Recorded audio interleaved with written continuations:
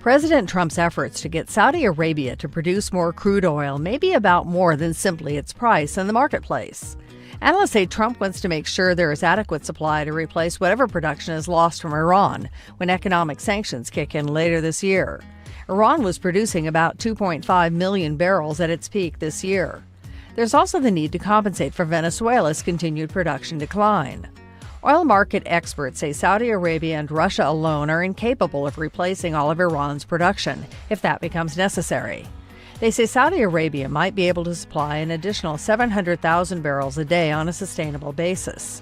That's far from the 2 million barrels a day mentioned in the president's tweet. Meanwhile, Russia is capable of a 400,000 barrel a day increase, they say.